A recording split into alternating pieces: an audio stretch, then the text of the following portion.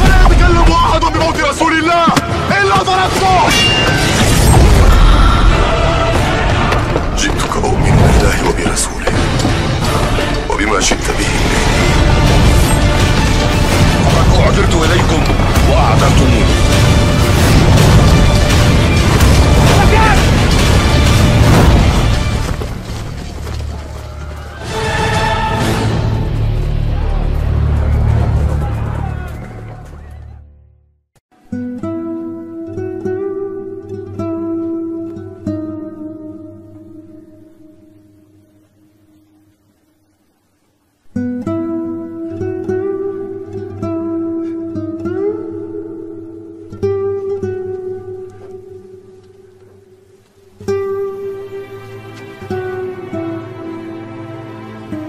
Pada suatu hari di tengah padang pasir yang tenang, ketika matahari hampir tenggelam di ufuk barat dan langit mulai berwarna jingga keemasan, Rasulullah duduk bersama para sahabatnya di halaman Masjid Nabawi.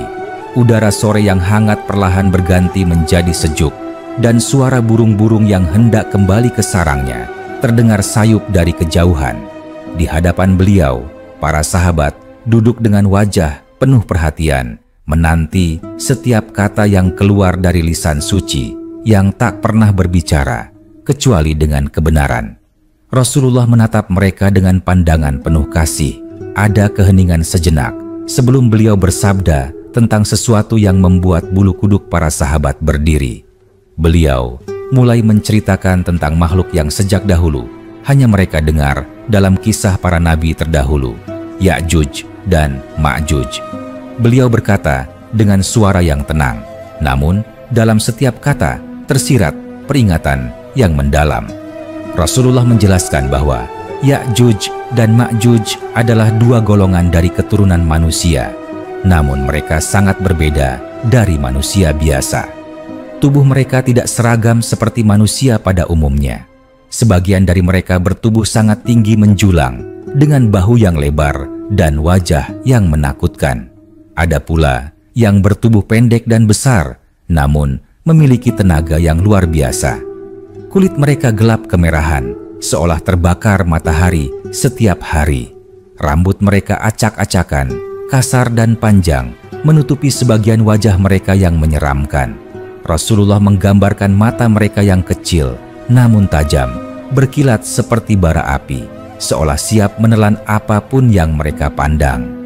Gigi mereka besar dan jarang-jarang, sebagian mencuat keluar dari bibir, membuat wajah mereka tampak lebih mengerikan. Dari jarak jauh, mereka tampak seperti gelombang manusia yang bergelora. Banyak, tak terhitung jumlahnya, seperti pasir di tepi laut. Beliau melanjutkan bahwa mereka tidak mengenal kasih sayang, tidak mengenal keindahan, dan tidak mengenal kedamaian. Mereka hanya hidup untuk menghancurkan, merampas, dan memusnahkan segala sesuatu yang ada di hadapan mereka. Mereka meminum air sungai hingga kering, dan bila mereka melewati danau, tidak tersisa sedikit pun air untuk makhluk lain setelahnya. Para sahabat saling berpandangan antara takut dan takjub. Salah seorang sahabat bertanya dengan hati-hati, "Wahai Rasulullah, bagaimana rupa mereka sebenarnya? Apakah mereka seperti manusia yang kita kenal?" Rasulullah menatap sahabat itu dan bersabda, "Mereka adalah keturunan dari Adam, sebagaimana kalian. Namun wajah dan tubuh mereka berbeda, karena watak mereka telah rusak dan jiwa mereka penuh dengan kebuasan. Sebagian dari mereka memiliki wajah yang lebar, seperti tameng. Sebagian lainnya memiliki mata, hanya satu di tengah wajahnya. Ada pula yang lidahnya panjang hingga menyentuh dadanya ketika berbicara. Mereka makan dengan rakus tanpa mengenal kenyang, dan mereka tidak mengenal rasa takut terhadap apapun di bumi ini." Beliau berhenti sejenak, lalu melanjutkan dengan suara yang lebih dalam. Ketika dinding besi yang dibangun oleh Zulkarnain masih berdiri kokoh, mereka terkurung di baliknya. Namun, setiap hari mereka menggali dinding itu dengan kuku dan besi mereka, hingga hampir tembus. Namun ketika malam tiba, mereka berhenti, lalu berkata, besok kita lanjutkan." Tetapi ketika mereka kembali keesokan harinya, dinding itu telah kembali seperti semula. Maka mereka pun mengulanginya lagi, hingga pada waktu yang telah ditentukan oleh Allah, mereka berkata, "Besok, insya Allah, kita lanjutkan." Maka ketika mereka kembali keesokan harinya, dinding itu tidak kembali seperti semula, dan mereka pun berhasil menembusnya. Suasana menjadi hening. Para sahabat merasakan hawa dingin yang merayap di antara mereka, seolah kisah itu menjadi nyata di hadapan mata. Rasulullah melanjutkan ceritanya dengan tenang, namun nadanya syarat dengan kebesaran kuasa Allah. Beliau menggambarkan bahwa ketika Ya'juj dan Ma'juj keluar, mereka akan menyebar di bumi seperti air bah yang tak terbendung. Mereka menaklukkan gunung-gunung, menghancurkan pepohonan, dan memakan apa saja yang mereka temui, bahkan hewan dan manusia. Rasulullah bersabda bahwa jumlah mereka sangat banyak, hingga satu kelompok dari mereka akan melewati sungai besar dan meminumnya hingga kering. Lalu kelompok berikutnya datang dan berkata, "Dulu di sini pernah ada air." Begitu banyaknya mereka, hingga burung yang terbang di atas mereka akan mati kelelahan sebelum berhasil melewati kumpulan tubuh mereka. Mereka akan menutupi bumi seperti selimut gelap yang menakutkan. Para sahabat mendengarkan dengan penuh kekaguman dan ketakutan. Rasulullah kemudian menjelaskan bagaimana mereka akan menjadi ujian besar bagi umat manusia di akhir zaman. Beliau berkata bahwa ketika mereka keluar, tidak ada kekuatan manusia yang mampu melawan mereka. Bahkan pasukan terkuat dan persenjataan terbaik tidak akan sanggup menahan mereka.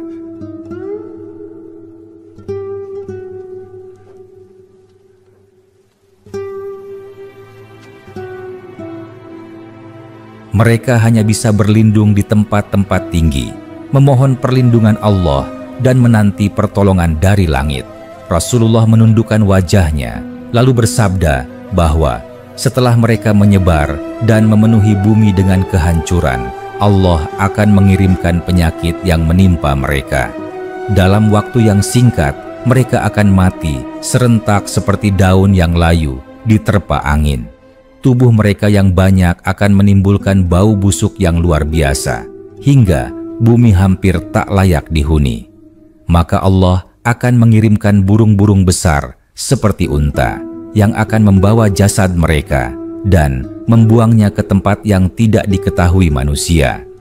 Beliau berhenti sebentar, menatap wajah para sahabat satu persatu, lalu berkata dengan suara lembut, "Maka ketika kalian mendengar tentang mereka, berlindunglah kepada Allah, karena tidak ada kekuatan selain darinya. Ketahuilah, mereka bukan hanya ujian bagi manusia, tetapi juga tanda-tanda besar bahwa hari akhir semakin dekat." Setelah Rasulullah berhenti berbicara, suasana majelis itu hening dalam waktu yang lama. Tidak ada yang berani bersuara. Angin sore berhembus lembut, menggerakkan ujung jubah Rasulullah. Wajah para sahabat terlihat merenung, sebagian menunduk, sebagian memejamkan mata, mencoba membayangkan kedahsyatan makhluk-makhluk itu. Di hati mereka tumbuh rasa takut, tapi juga keyakinan yang semakin dalam bahwa Allah adalah satu-satunya pelindung yang sejati. Dalam keheningan itu, Rasulullah kemudian menambahkan penjelasan tentang asal-usul Ya'juj dan Ma'juj. Beliau berkata bahwa mereka adalah keturunan dari salah satu anak Nabi Nuh yang pada masa setelah banjir besar berpencar ke berbagai arah bumi. Dari garis keturunan itulah muncul kaum yang kemudian rusak perilakunya, mengingkari petunjuk Allah, dan hidup dengan kebuasan tanpa hukum. Maka Allah membiarkan mereka terpisah dari umat manusia yang lain hingga datang waktu yang telah ditentukan. Rasulullah juga menggambarkan bahwa di antara mereka ada yang sangat cepat berlari, seperti binatang buas yang sedang mengejar mangsa. Ada pula yang berlari dengan 4 kaki, seperti hewan, dan sebagian besar dari mereka memiliki kekuatan yang luar biasa hingga mampu menghancurkan batu besar hanya dengan tangan kosong.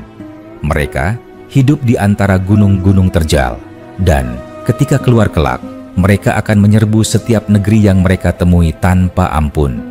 Beliau berkata bahwa pandangan mereka tajam, tetapi pikiran mereka tumpul. Mereka tidak memiliki rasa belas kasih, tidak mengenal aturan, dan tidak menghargai kehidupan. Hanya amarah dan nafsu yang memimpin langkah mereka. Setiap kali mereka melihat sesuatu yang hidup, mereka akan menghancurkannya tanpa berpikir. Bahkan sesama mereka sendiri pun saling membunuh ketika kelaparan melanda. Rasulullah menutup kisah itu dengan pesan yang penuh makna. Beliau mengingatkan para sahabat agar selalu memperbanyak amal saleh, memperkuat iman, dan mendekatkan diri kepada Allah, karena ujian akhir zaman tidak akan mampu dihadapi dengan kekuatan manusia, tetapi hanya dengan perlindungan dari Allah yang Maha Kuasa. Pada suatu sore yang damai di kota Madinah, ketika matahari mulai menurun di ufuk barat dan sinarnya membentuk warna keemasan di atas langit, sekelompok sahabat duduk melingkar di halaman masjid. Angin yang bertiup lembut membawa aroma pasir dan debu yang hangat. Burung-burung kembali ke sarangnya, dan suara zikir mulai terdengar dari arah rumah-rumah penduduk. Di tengah lingkaran itu, duduk Rasulullah dengan wajah yang memancarkan ketenangan, sementara di sekelilingnya para sahabat menatap penuh perhatian dan rasa ingin tahu. Sore itu adalah sore yang penuh makna. Tidak ada yang menyangka bahwa dari lisan yang penuh kebenaran itu akan keluar kisah tentang makhluk yang begitu mengerikan, makhluk yang menjadi bagian dari rahasia besar Allah di muka bumi. Dengan suara lembut namun tegas, Rasulullah mulai berbicara tentang Ya'juj dan Ma'juj, dua kaum yang keberadaannya telah disebut dalam wahyu dan kisah para nabi terdahulu. Suasana majelis menjadi hening. Tidak ada yang berani berbicara, bahkan helaan napas pun terasa berat. Rasulullah memandang mereka satu persatu, seolah ingin meneguhkan bahwa apa yang akan beliau sampaikan bukan sekadar cerita, tetapi sebuah kebenaran yang akan terjadi pada waktu yang telah ditentukan oleh Allah. Beliau berkata bahwa Ya'juj dan Ma'juj adalah keturunan manusia, namun rupa dan sifat mereka telah jauh menyimpang dari manusia pada umumnya. Mereka hidup di tempat yang sangat jauh, di balik dinding besi yang dibangun oleh seorang raja saleh bernama Zulkarnain. Di sanalah mereka terkurung selama berabad-abad, tidak bisa keluar, meskipun setiap hari mereka berusaha menggali tembok itu dengan segala kekuatan dan kegigihan mereka. Rasulullah menggambarkan bahwa mereka memiliki rupa yang beragam dan menakutkan.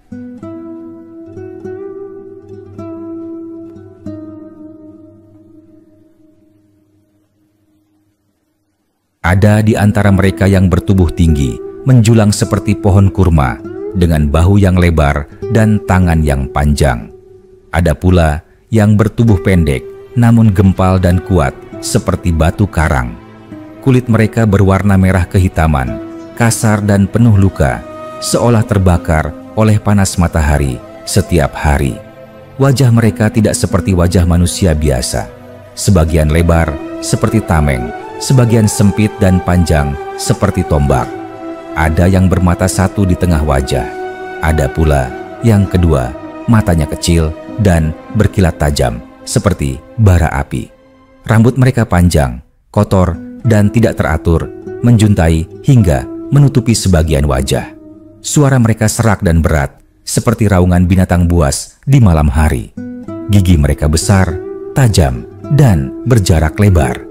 Beberapa di antara mereka memiliki taring yang keluar dari mulut, menambah kesan mengerikan pada wajah mereka. Rasulullah berkata bahwa jika seseorang melihat mereka dari kejauhan, niscaya akan menggigil ketakutan, karena wajah-wajah itu tidak memancarkan cahaya kehidupan, melainkan kegelapan dan kebuasan. Rasulullah kemudian menjelaskan bahwa mereka adalah kaum yang tidak mengenal kasih sayang. Mereka tidak memiliki aturan, tidak mengenal rasa syukur, dan tidak pernah puas dengan apa yang mereka miliki. Makanan mereka adalah apa saja yang mereka temukan di hadapan mereka, baik hewan maupun tumbuhan, bahkan manusia sekalipun. Mereka makan dengan rakus, menggunakan tangan mereka tanpa mengenal kenyang. Air yang mereka minum akan habis dalam sekejap karena banyaknya jumlah mereka. Beliau menjelaskan bahwa jumlah mereka sangat besar, tidak ada manusia di bumi yang dapat menghitungnya. Mereka seperti lautan manusia yang tak bertepi, memenuhi lembah, dataran, dan gunung. Ketika mereka berjalan, bumi bergetar oleh langkah-langkah kaki mereka. Ketika mereka berbicara, suara mereka bergemuruh seperti badai yang menghantam laut. Tidak ada yang dapat menandingi kekuatan mereka kecuali Allah semata. Salah seorang sahabat bertanya dengan suara bergetar, "Wahai Rasulullah, bagaimana kehidupan mereka di tempat mereka sekarang? Apakah mereka mengetahui tentang kita?" Rasulullah menatapnya dengan lembut dan menjawab bahwa mereka hidup di wilayah yang sangat luas di balik dinding besi. Mereka saling membunuh untuk berebut makanan karena tempat mereka gersang dan tandus. Mereka hidup dengan hukum rimba yang kuat memakan yang lemah. Tidak ada kasih di antara mereka dan tidak ada aturan yang mengikat mereka selain keinginan untuk bertahan hidup. Rasulullah berkata bahwa setiap hari mereka menggali dinding yang menahan mereka dengan kuku, dengan besi, dan dengan segala alat yang mereka punya. Mereka bekerja tanpa henti sampai malam tiba. Ketika mereka hampir menembus dinding itu, mereka berhenti dan berkata, "Besok kita lanjutkan." Tetapi keesokan harinya, ketika mereka kembali, dinding itu telah kembali seperti semula, seolah-olah tidak pernah digali. Mereka pun kecewa dan mengulang pekerjaan itu hari demi hari. Namun, pada suatu waktu yang telah ditetapkan oleh Allah, mereka akan mengucapkan kalimat yang berbeda. Ketika mereka berkata, "Besok kita lanjutkan, insya Allah," maka keesokan harinya mereka akan mendapati dinding itu tetap seperti ketika mereka tinggalkan. Lalu mereka melanjutkan menggali hingga dinding itu benar-benar tembus. Saat itulah mereka akan keluar dengan amarah dan keganasan yang belum pernah disaksikan manusia sebelumnya. Rasulullah menggambarkan bagaimana bumi akan dipenuhi oleh mereka. Mereka akan keluar dengan cepat, seperti air bah yang meluap dari bendungan yang jebol. Mereka akan melintasi setiap negeri, menghancurkan segala yang ada di hadapan mereka. Tidak ada gunung yang terlalu tinggi bagi mereka, tidak ada tembok yang terlalu kuat, dan tidak ada kota yang terlalu aman. Mereka akan mengeringkan sungai, menebang hutan, membunuh hewan, dan memakan semua hasil bumi yang mereka temui. Rasulullah berkata bahwa ketika mereka melewati sungai Eufrat yang besar, kelompok pertama dari mereka akan meminumnya hingga kering. Ketika kelompok berikutnya datang, mereka akan berkata, "Dulu di sini pernah ada air." Begitu banyaknya mereka, hingga langit seakan tertutup oleh tubuh-tubuh mereka. Burung yang terbang di atas mereka akan kelelahan dan jatuh mati sebelum berhasil melewati barisan mereka yang tak berujung. Para sahabat mendengarkan dengan hati bergetar. Sebagian dari mereka menundukkan kepala, sebagian menatap langit, membayangkan kedahsyatan hari itu. Rasulullah kemudian melanjutkan dengan suara yang dalam dan penuh peringatan. Beliau berkata bahwa mereka tidak hanya akan membawa kehancuran bagi bumi, tetapi juga akan menjadi tanda besar bahwa hari kiamat sudah sangat dekat. Ketika mereka keluar, umat manusia akan bersembunyi di gunung-gunung dan tempat-tempat tinggi. Tidak ada yang berani menghadapi mereka.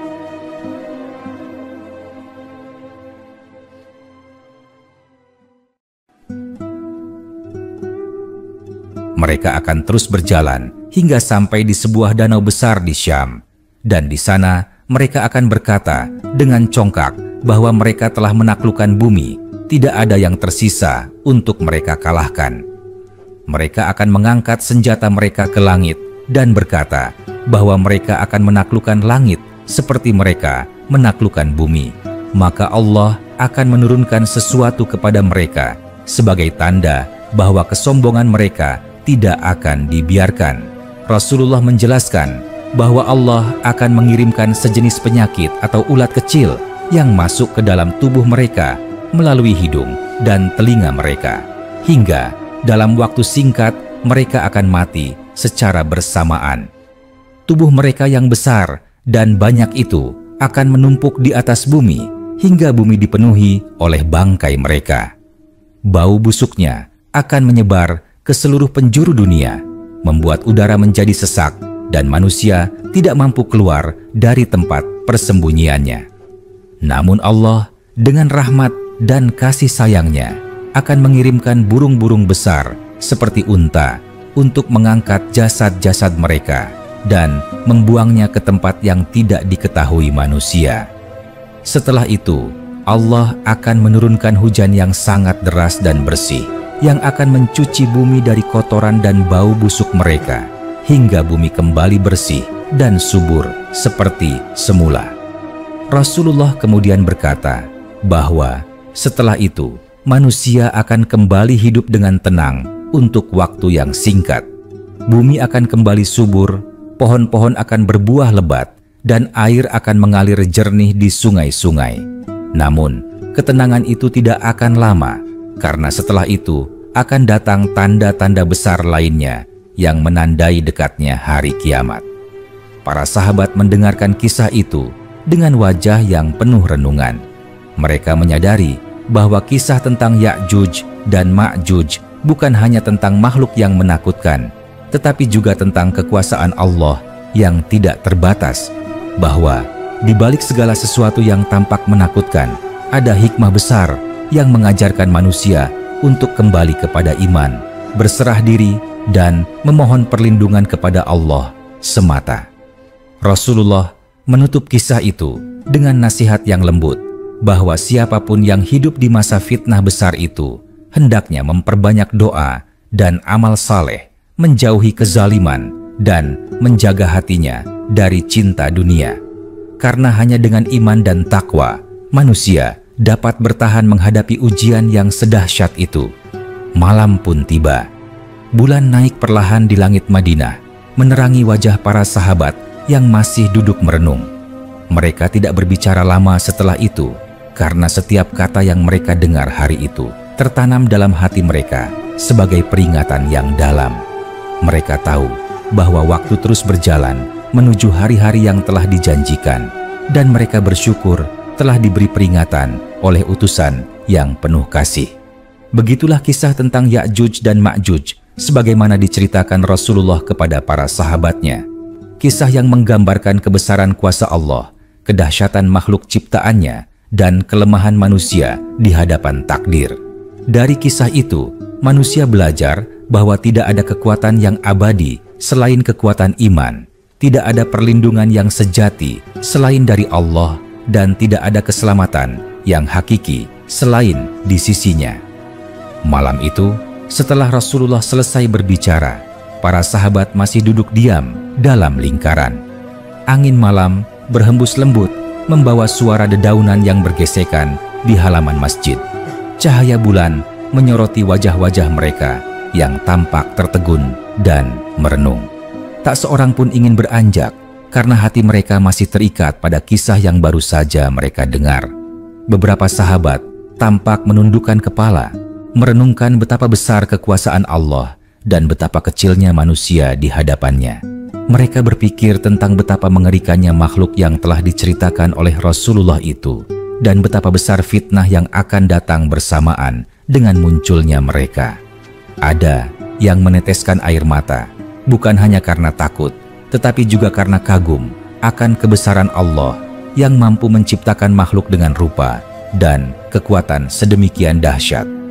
Rasulullah menatap mereka dengan penuh kasih, lalu berkata pelan bahwa kisah itu bukan untuk menakut-nakuti, melainkan untuk menumbuhkan kesadaran dan keimanan. Beliau berkata bahwa di balik segala ketakutan ada rahasia besar dari Allah, bahwa setiap ujian sebesar apapun akan menjadi pelajaran bagi manusia untuk memperkuat hati mereka dan kembali kepada Sang Pencipta. Beliau menjelaskan lebih lanjut tentang kehidupan kaum Ya'juj dan Ma'juj sebelum mereka keluar ke dunia manusia. Mereka hidup di wilayah yang sangat luas, di balik gunung-gunung tinggi dan lembah-lembah dalam, di tempat yang sinarnya jarang dijangkau matahari. Tanah mereka tandus, air sulit didapat, dan makanan menjadi rebutan. Mereka tumbuh besar dalam keadaan keras, saling berperang satu sama lain. Tidak ada hukum, tidak ada kasih, tidak ada kelembutan di antara mereka. Yang kuat akan berkuasa, dan yang lemah akan menjadi santapan bagi yang lain.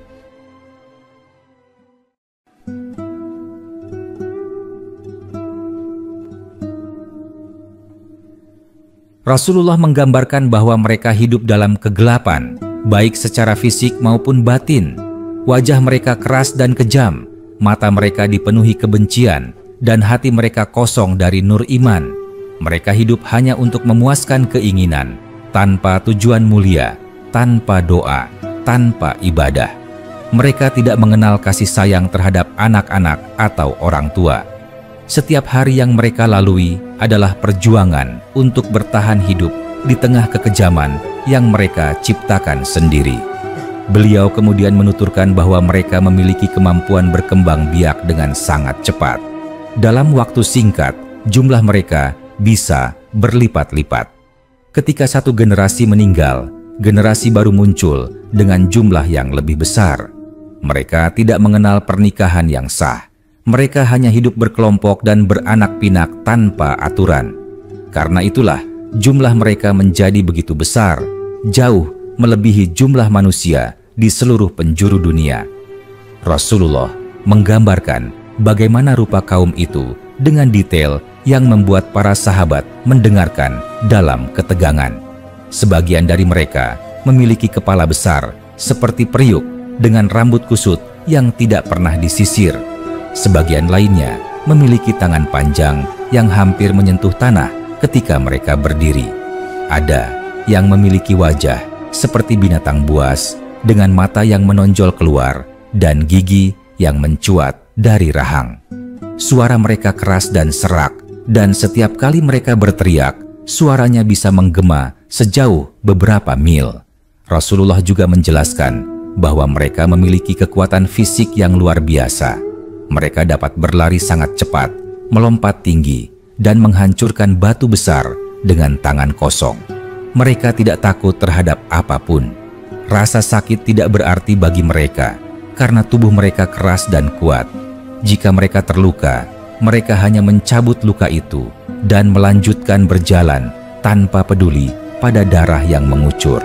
Salah seorang sahabat bertanya dengan suara bergetar, "Wahai Rasulullah, bagaimana mungkin manusia dapat bertahan jika mereka keluar? Bukankah mereka akan menghancurkan seluruh bumi?" Rasulullah menatapnya dengan pandangan yang menenangkan dan berkata, "Tidak ada kekuatan yang dapat menandingi mereka, kecuali kekuatan Allah. Namun ketahuilah bahwa mereka pun adalah makhluk yang berada di bawah kekuasaannya. Tidak satu pun dari mereka yang dapat bergerak kecuali dengan izinnya." Beliau kemudian menceritakan bahwa ketika mereka akhirnya keluar, dunia akan berada dalam keadaan yang sangat kacau. Fitnah akan merajalela, manusia saling berperang, dan keimanan banyak yang melemah. Pada saat itulah, tembok yang memenjarakan mereka akan runtuh.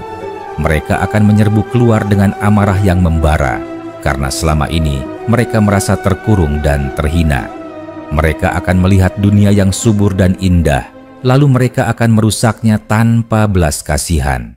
Mereka akan berjalan dari utara ke selatan, dari timur ke barat, menaklukkan setiap tempat yang mereka lewati.